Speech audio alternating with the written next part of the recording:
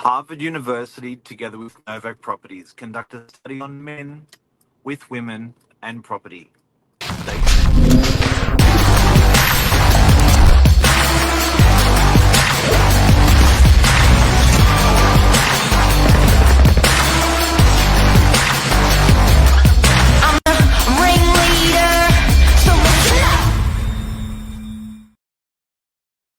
Men and women, and what they do with property. Just how's that bluff on Harvard University? Sounds when you put Harvard University, Josh, with stuff, it sounds official.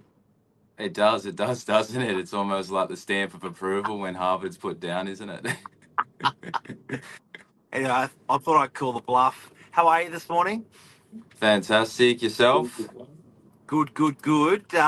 Now, we wanted to talk this morning, guys and girls, about an observation that we see in property.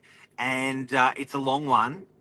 It's years and years of property, and it's a solid one. Like we're seeing, there's habits of what men and women will do when as to where they will live around Sydney. Mm-hmm. What do you think about this, Josh? Are you a victim? Oh yeah, look, I am a bit of a victim. The old saying goes, "Happy wife, happy life." So yeah, I'd say I definitely followed my missus over to the Northern Beaches. But hey, sometimes it works out for you, Mark. I mean, I probably wouldn't have seen myself over here without the extra push. And then now that I'm over here, I'm loving it. No, that's so. So the conversation, how did that go? Did it when you decided um, to make the move? Was it a conscious, subconscious? Was there a conversation? No conversation. So you guys met. How did you end up sort of bunding into the beaches? Yeah, so really, I would have met her coming over this way. I think we met down in Freshie actually. First date was down by the beach there. But yeah, look, we'd been living together in Bondi. Once we became a little bit more serious, and then yeah, it sort of just came up as a way of looking to purchase, and she wanting to be closer to mum and dad. There's always that's kid talk, wanting to grow up next to grandma and grandpa sort of thing. For her, that was a big thing. Um, scared me a little bit, but I just said, look, yeah, I'm happy. Let's start with just moving over there first. And we'll see what comes along, along the journey. But yeah, it was generally, yeah, she wanted to move back over closer to family. I'd been over in the area before when I visited. I loved it. Bit of a change from over in the east, and yeah, that was simply my story. Anything you could note on yourself, Mark, or? Yeah, look, I did the same thing. And when it was, although it was probably more of a um, actions and no words, where I just found, so I met Lisa. She was from the east, I was from the north. Um, and believe it or not, never really had a conversation about it. It was just about, yeah, that's what we do. Mm.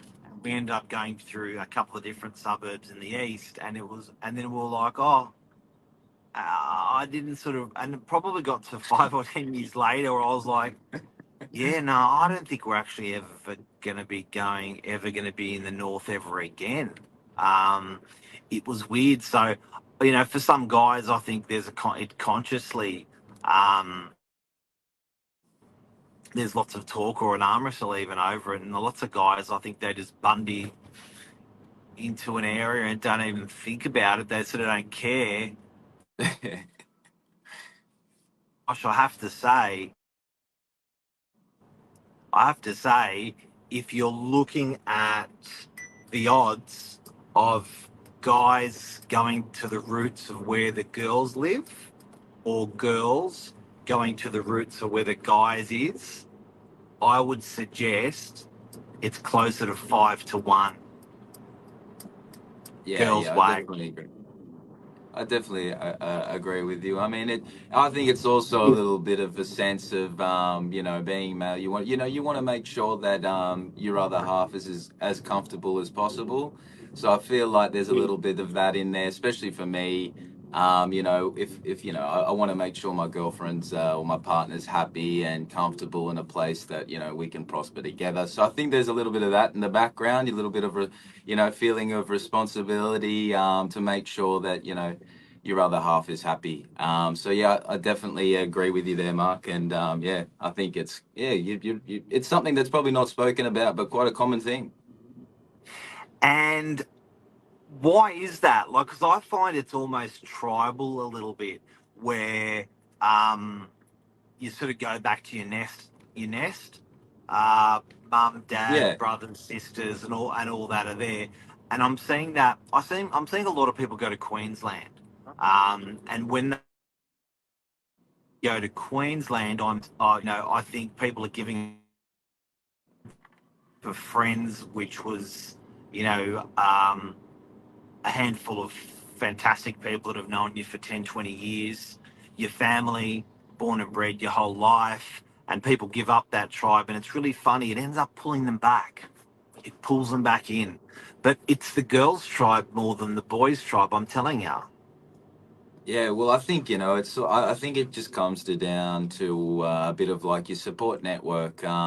You know, sometimes as a you know you start in your young 20s. You know, you don't have as many responsibilities going on. You may be at the beginning of your career, but as you start to push on towards those 30s, you know, things start to get real. Responsibilities increase. You know, you're progressing in your career, which means more time spent away from home and generally in the workplace. Or and I find that you know, as you get to that stage, life gets more serious.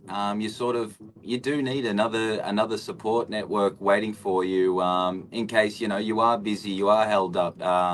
You know, partners of these days, you know, they don't want to put too much on the other half. You know, so I find that having that extra support layer, you know, such as mum, dad, brother, sister. I think that's really important, especially as times have gotten tough lately. You know what I mean? So I think that's really a major part of that is just having the support around you, and sometimes that can't be your partner, not because they don't want to, but because they possibly can't. And then that's what mum and dad, brother, sister, auntie, uncle, and I find that that's what does draw a lot of the people in or back in.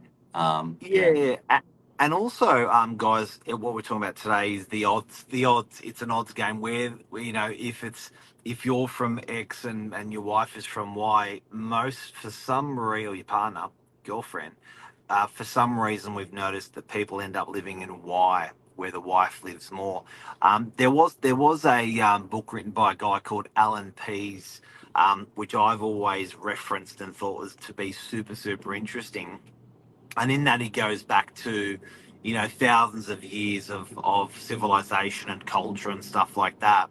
And he often in that book talks about nesting and hunting, whereas um, the thing off the cuff, he used to talk about peripheral vision, linear vision. So a guy can walk up to a fridge, look in the fridge, and go, "Where's the sauce?"